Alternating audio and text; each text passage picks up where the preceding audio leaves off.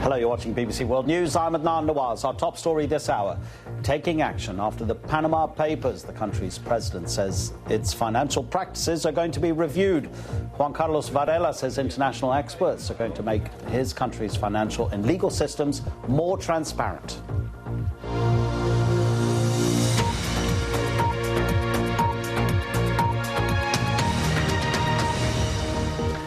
Welcome to the programme. Our other main stories this hour.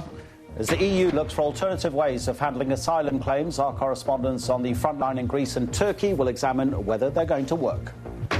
Indicted for war crimes, we have an exclusive interview with Sudan's President al-Bashir. He has denied allegations of abuses by his armed forces. We challenge anyone to visit the areas recaptured by the armed forces and find a single village that has been torched. In fact, there hasn't been any aerial bombing. Not a single village was destroyed. Hello everybody, I'm AnN Hazelhurst. Coming up in All the Business, evading or just avoiding? It is the fierce debate over tax havens, and are they part of the cause of growing global inequality? Plus, back online, profits are finally on the up again at Samsung's mobile phone business. We're going to find out what's been recharging its batteries.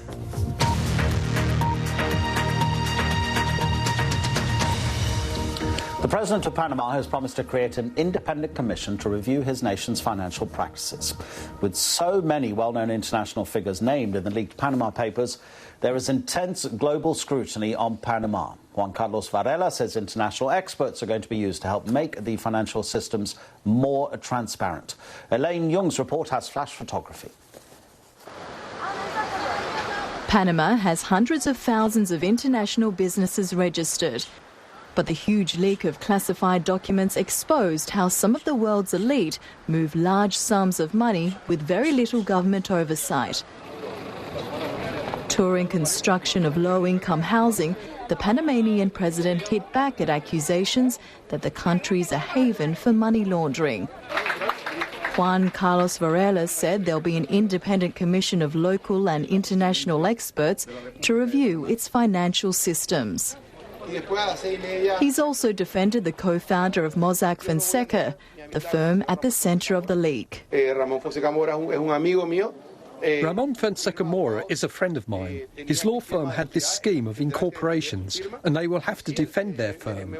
And yes, I have been in touch with him, above all on the personal side. He has a wife, he has sons, he has daughters, and friends in these difficult times do go running. Friends are here. Across the North Atlantic, another small nation thrown into this global uproar. Iceland has seen days of protests outside Parliament.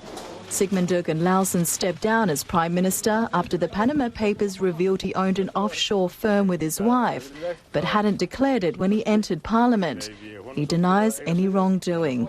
His replacement, the former Fisheries and Agriculture Minister, Sigurdur Inge Johansson, now faced with salvaging his government's tarnished reputation. It's a big burden in this situation. It's not the most happy situation when I'm taking the Prime Minister's seat, but I will try to do my best. And I am hoping that the people of Iceland will see that the new government will increase the stability both in politics and in the governance. How would you describe the last 3 days? They have been dramatic. Iceland's dramas might only be the start of what's to come elsewhere. There are still millions of leaked documents that are yet to be investigated. Elaine Young, BBC News. One more piece of fallout from the Panama Papers because the offices of European football's governing body UEFA have been searched by Swiss police. They're thought to be looking for a contract signed by the former UEFA official Gianni Infantino, who's now the president of world football. The papers, the Panama Papers, that is, they show the contract was for rights to televise the European Champions League. They were sold to two Argentine businessmen who have since been accused of bribery. Gianni Infantino and UEFA deny any wrongdoing. The Swiss authorities issuing a statement saying the latest search directed against persons unknown, meaning that for the time being no specific individual is being targeted. Our guest about, 10 minutes ago, Aaron, told us that individual nations are beginning investigations because of what's coming out in the Panama Papers. As you say, it's going to run and run and run. But Panama's not the only place that people keep money. That is actually the point. Yeah, lots of so-called tax havens around the world and offshore banking. I'll explain. Good to see you, AnN. Hello there. Yeah, we're also looking at, of course, at this ongoing global debate over tax havens. The release, of course, as you've been hearing, and we'll hear for some time, the release of those Panama Papers has shone well, let's be frank, an uncomfortable spotlight on other international financial centres and, of course, the practices of offshore banking. Singapore. Example, it's been tipped to overtake Switzerland as the top spot for wealthy people looking to open an offshore account. Hong Kong is not far behind that. And it's not just individuals, yep, it's big international companies. They've also been rushing to minimise their tax liabilities by setting up shop in places like Singapore. Perfectly legal. Got to say, perfectly legal, but it doesn't mean it is not controversial in their home countries. Take a look at this. For instance, the income tax in Singapore, it is capped at just 20%, and that's only for the money earned in Singapore. Income earned outside of it is taxed at nothing, zero. In Singapore, companies pay just 17% tax on their profits, and again, none at all for money they earn abroad. It's all, of course, if certain conditions are met. Now, compare that to, say, Australia, where the corporate tax rate, look at that, is 30%. And look at this, 35% in the United States for corporate tax. Now, given all of that, it is easy to see why the big firms from those countries channel billions and billions of dollars of their earnings through their offices in Singapore. We'll have more from our Asia business correspondent coming up on the World Business Report in about 20 minutes' time. We're also going to be hearing from this man right here, the French economist Thomas Piketty, who's famous for highlighting the growing gap between rich and poor. He did that in his 2013 book titled Capital in the 21st Century. He's been speaking to our economics editor, Kamal Ahmed, telling him that the world won't be able to stop rising inequality without addressing issues like we've been talking about, like tax. That's coming up as well. Hey, we're also looking at the South Korean tech giant, that is Samsung. It is predicting a rise in profits of more than 10% for the first 3 months of the year. It expects to make $5.75 billion for that 3-month period, way above what the experts were expecting, and they're all pointing to strong sales of its new Galaxy S7 smartphones. It would be a return to profit growth for the struggling smartphone department or the division, because it's had a tough 3 years amid the competition from Apple and the Chinese rivals like Huawei and Xiaomi. So, again, we'll have more on that coming up very shortly. Follow me on Twitter, tweet me, I'll tweet you back.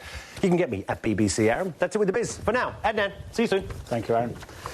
Let's round up some of our other main stories in brief now. Votes in the Netherlands. They seem to have overwhelmingly rejected a European Union free trade agreement with Ukraine. Exit polls are suggesting 64% of those who voted were opposed to the deal.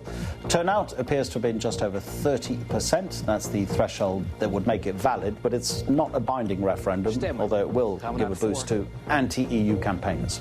Cyprus has agreed to an Egyptian request to extradite the man accused of hijacking an Egypt Air passenger plane to the island last week. Saif al-Din Mustafa claimed to be wearing an explosive belt. It later proved to be fake.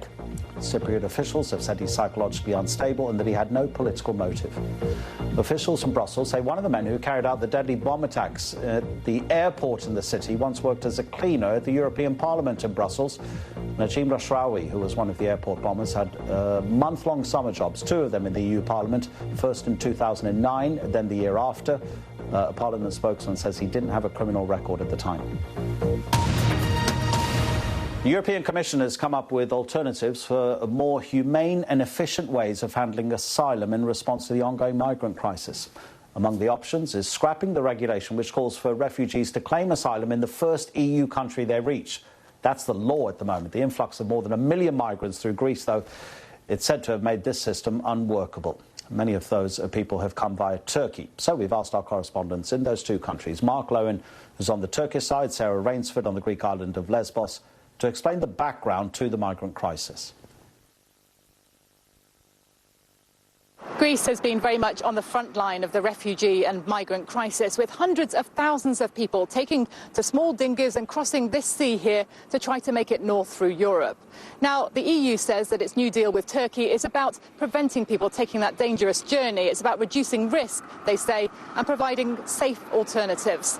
Now, anyone who arrives here in Greece faces being detained and possibly deported.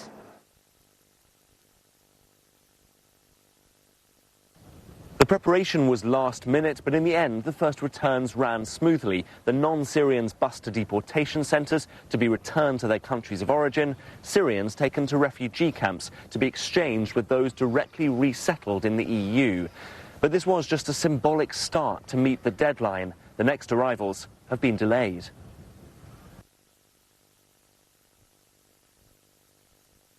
It's still very early days and people still are getting through, but certainly the numbers look like they're dropping. Here on day 2, for example, of the New Deal on Lesbos, no new arrivals made it to shore. Now, there are, though, still 3,000 or so people in the detention camp here on Lesbos, and we understand that almost all of them now have applied for asylum. That process is going to take at least 2 weeks. European asylum officers who are meant to process those claims have only just arrived here. And then the deportations, we think, will begin again. And it could be far more challenging as people who don't want to go back to Turkey begin to be sent back there. Turkey is the key to solving the migrant crisis, and it's been given incentives for this deal. Another €3 billion, the possible lifting of visas for Turks to travel to most of the EU by the end of June, and the speeding up of its EU accession process. But there is unease about giving Turkey too much when there are real concerns about the state of democracy here.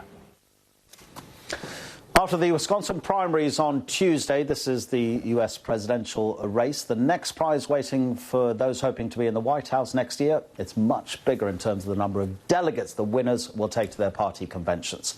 The frontrunners for the Democrats and Republicans, they both lost in Wisconsin. Donald Trump has spoken for the first time since that defeat to Ted Cruz. On the 19th of this month, he'll be in his hometown, New York. Hillary Clinton will be in the state she represented as a senator. Mr. Trump has been speaking to his supporters in the Big Apple. You're going to remember this evening, and hopefully every single person in this room and people that you know that aren't in this room, next Tuesday, meaning in 12 days, you're going to go out and vote. And you're going to say it was the most important vote that you've ever cast. You're going to be proud of your country again. You're going to be proud of your president again. We are going to start winning. So he's still the front runner. What he needs, what Ted Cruz or John Kasich indeed needs for the Republicans, 1, 2, 3, 7. That's the number of delegates any candidate for that party needs to secure the nomination. That will also mean there won't be a contested party convention in July, but defeat for Mr. Trump in Wisconsin increases the possibility that it will happen. Maybe the Republican leadership is going to try to replace him with a nominee they see as less risky. So what's to come? The contest, still that three-way contest. Mr. Trump, not universally popular in New York, but polling strongly among Republicans there and predicted to win most of the 95 delegates. So a week after New York, 5 more primaries. The biggest will be in Pennsylvania, 71 delegates there. Maryland has 38.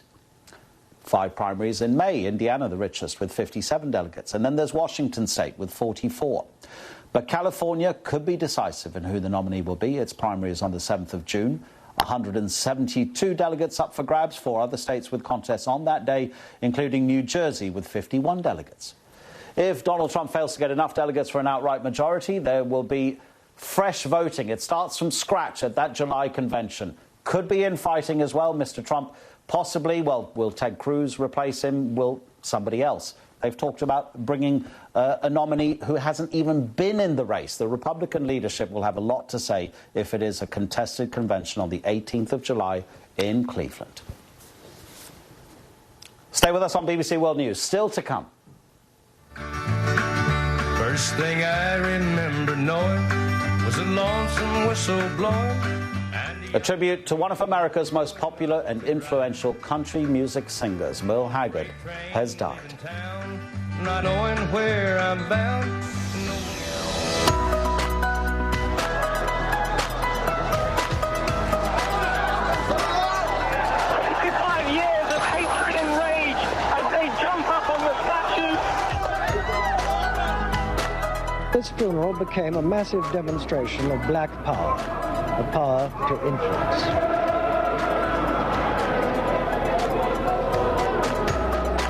Today is about the promise of a bright future, a day when we hope a line can be drawn under the bloody past.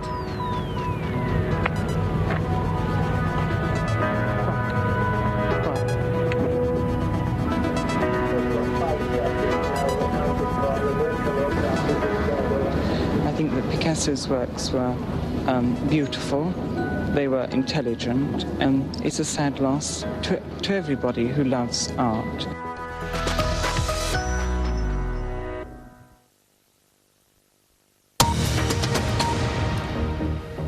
Hello, you're watching BBC World News. These are our latest headlines.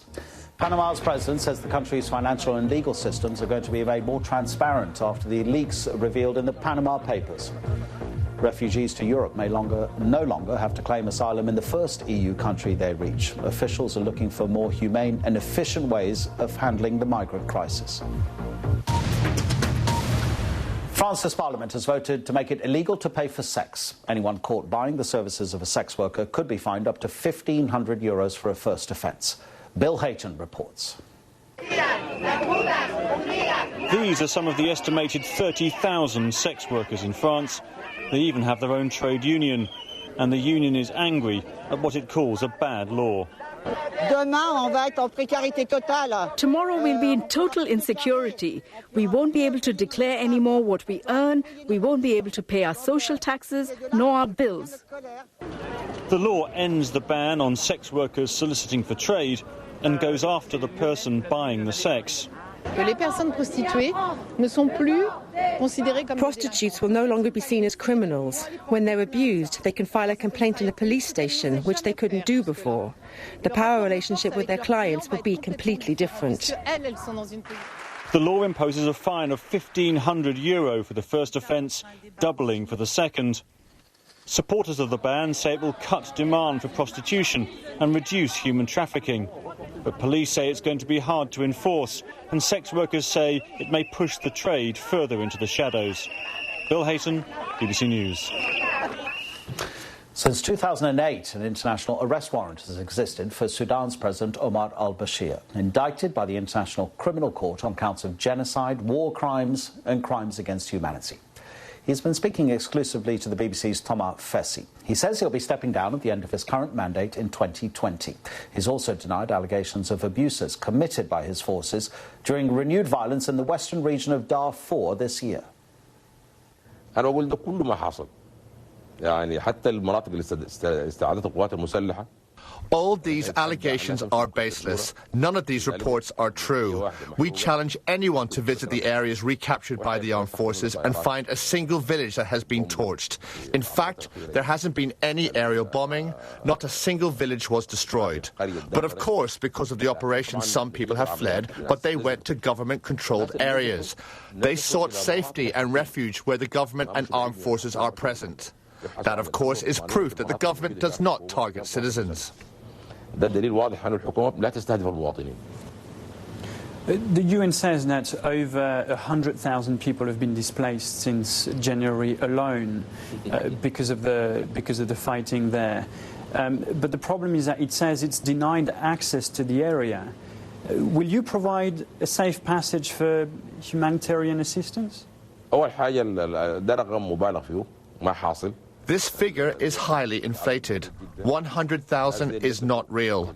Only a very small number of people have been displaced, and they have either reached our positions or where the UN peacekeepers are deployed, and there are aid workers there.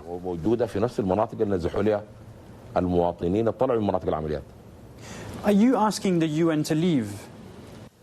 The UN forces and UNAMID have no vital role to play, not even in defending themselves and their units. And now as peace has returned to Darfur, I think that they have no role to undertake, and that's why we want them to leave. Are you also thinking of having the aid workers to leave the country?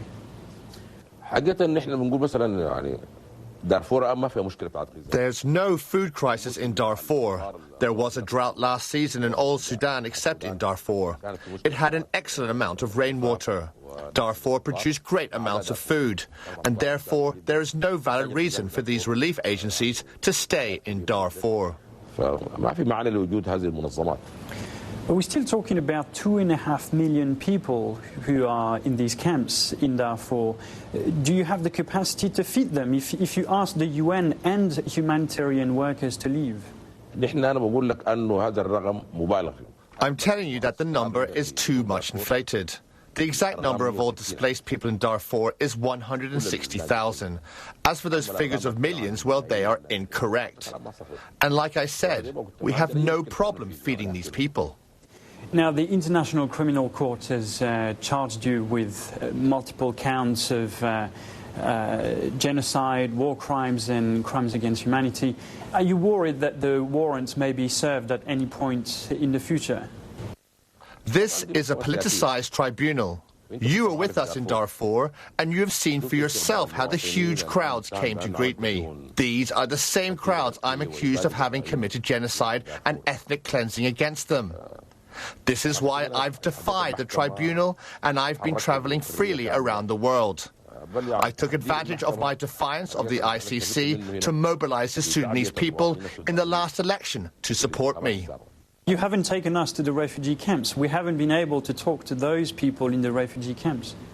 I really wished a visit to one of the camps had been part of my itinerary. I wanted to visit a camp in Nyala. You've been the head of state for more than 25 years. I'd like to know, do you feel personally fulfilled, and how long do you intend to stay in power? One of the most difficult jobs here is being the president of Sudan. There are lots of problems around us, and the country is targeted from different sides. The Sudanese people are highly political.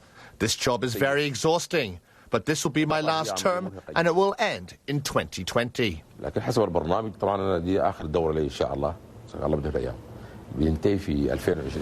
So this is your last mandate? Yes, my last mandate, inshallah.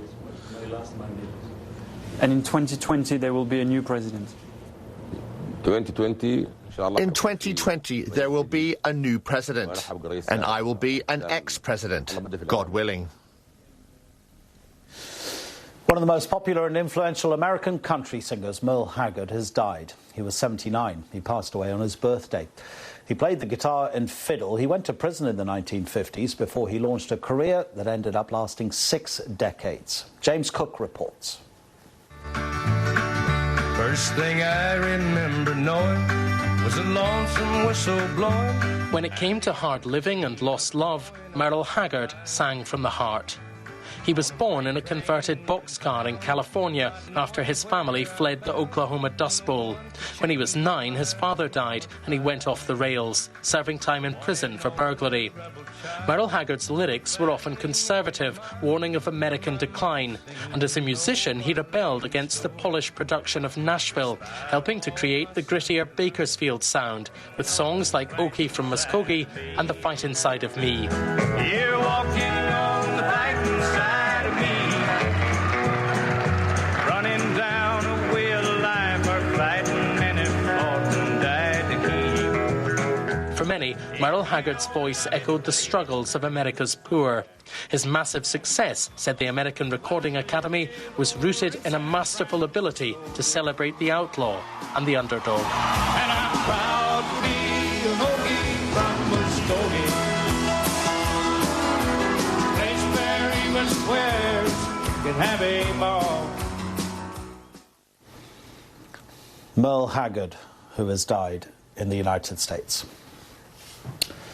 In sport, in the first legs of the European Champions League quarterfinals on Wednesday night, Real Madrid lost 2-0 in Germany against Wolfsburg. In Paris, Zlatan Ibrahimovic scored one, but he had a penalty saved as PSG drew 2-2 with Manchester City. Nobody saw this coming. Wolfsburg are in awful form in the Bundesliga. They'd only won 3 of the last 15 games. Real Madrid, we thought they'd turned the corner. They'd won 6 out of 6. They beat Barcelona in El Clasico just 4 days ago, but now they're back down to earth with a bump.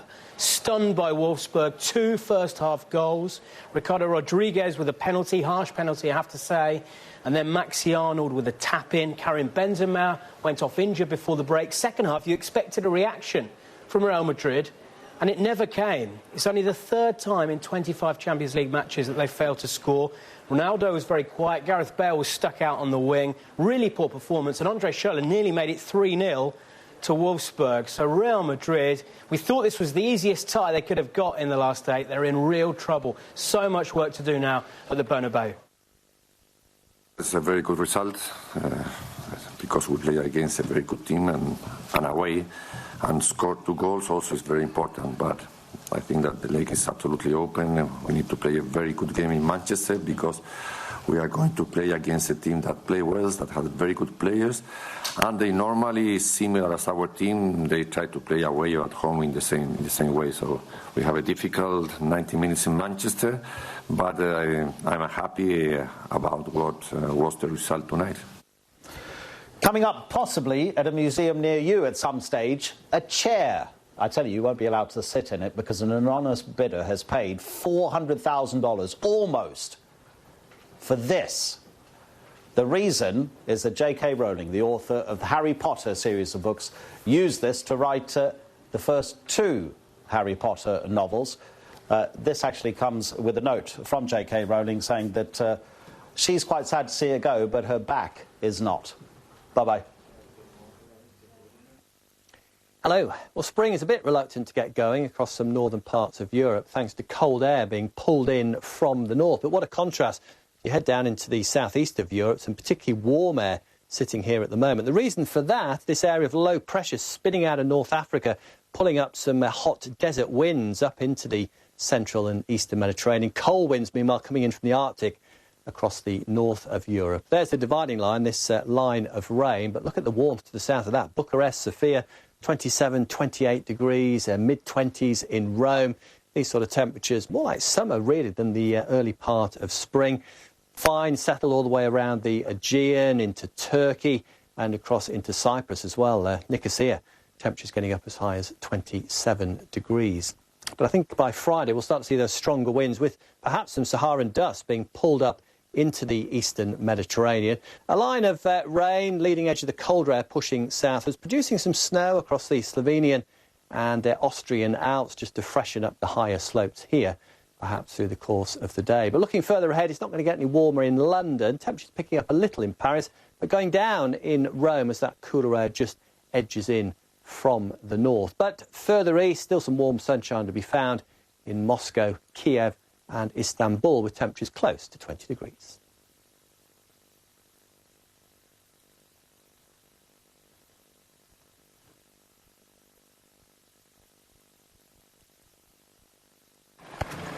Ejimar is back from his scouting mission, and it's clear the fires are still burning. So where are we going? We're going up the where we were yesterday? Yeah.